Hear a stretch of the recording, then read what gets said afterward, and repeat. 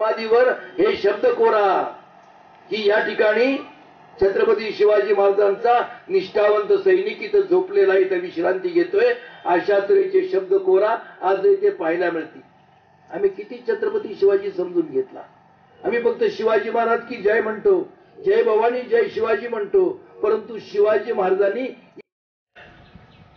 त्यांना आईवर आणि वडिलांवर किती मोठं पुस्तक लिहू द्या, त्याची किंमत शून्य आहे.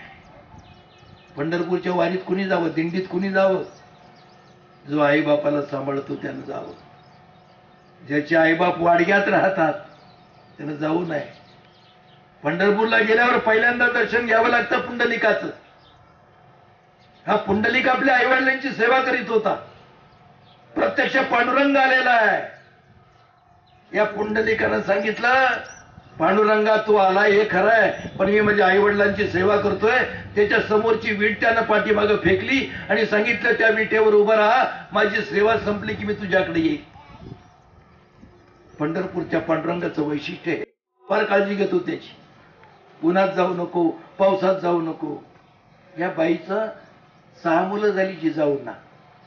त्यातली 4 मुलं मृत्यूनं त्यांच्या मांडीवरून उचलून नेली. उरली 2, त्यातलं एक अफजल खानाच्या दगाबाजीनं ठार झालं. एकच मूल होतं. आई होणं अवघड नाही, पण शिवाजीची आई होणं अवघड आहे. कृष्णाची आई होणं अवघड आहे. रामाची आई होणं अवघड आहे. रामाच्या आईला 14 वर्ष माझं पोरगं वनवासात गेलंय, माझ्या पोराचं नेमकं काय झालं असेल याची चिंता रात्रंदिवस होती. भगवान श्रीकृष्णाच्या आईला देखील माझा मुलगा त्याच्या मामाबरोबर लढतोय, तो मामा दहशतवादी आहे, माझ्या मुलाचं नेमकं काय झालं असेल या चिंतेनं त्या आईला सतत ग्रासलं असेल. ही आई देखील असाच विचार करीत होती. माझा मुलगा शाहिस्तेखानावर चालून गेलाय, माझा मुलगा अफजल खानावर चालून गेलाय, माझा मुलगा पन्हाळ्यामध्ये अडकलाय, माझा मुलगा आग्र्याला औरंगजेबाला भेटायला गेलाय, काय होईल माझ्या मुलाचं, येईल का माझा मुलगा परत. एखाद्या मातेला फक्त एकदाच बाळंतपणाच्या वेदना असतात. रामाच्या आईला बाळंतपणाच्या वेदना 14 वर्ष होत्या. भगवान श्रीकृष्णाच्या आईला बाळंतपणाच्या वेदना अनेक वर्ष होत्या. आणि छत्रपती शिवाजी महाराजांच्या मातेला ज्या वेदना होत्या, त्या वेदना जन्माला आल्यापासून शेवटच्या क्षणापर्यंत त्या वेदना होत्या. केली पाहिजे. मोठ्या प्रमाणामध्ये दारूच्या नशेच्या आहारी जात आहेत. तरुण पिढी जी आहे ती तरुण पिढी या नशेच्या आहारी जाते आणि त्यातनं आपलं तारुण्य गमावून बसते. गुटखाबंदी झाली, गुटखा मिळतोय सगळ्या ठिकाणी. गुटख्यानं अनेक माणसांचे बळी घेतले, अनेक तरुणींचे संसार उद्ध्वस्त झाले, पण अजून देखील आम्ही ते सगळं करतोय. या सगळ्यांचा विचार कुठेतरी करण्याची गरज आहे. आणि म्हणून या दशकऱ्या विधीच्या निमित्तानं हे चिंतन आपल्या समोर ठेवलेलं आहे.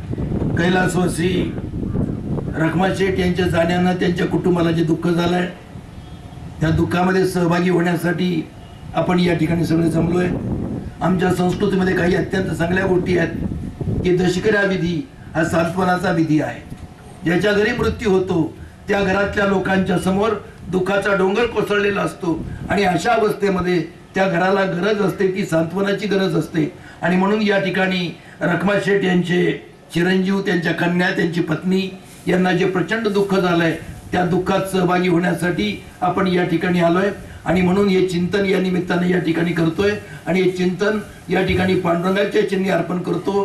पुंडलिक वरदे हरी विठ्ठल, श्री ज्ञानदेव तुकाराम, पंढरीनाथ भगवान की जय, माऊली ज्ञानेश्वर महाराज की जय, जगद्गुरु तुकाराम महाराज की जय, छत्रपती शिवाजी महाराज की जय, धर्मवीर संभाजी महाराज की जय, भारत माता की जय. विठ्ठल विठ्ठल विठ्ठल विठ्ठल विठ्ठल.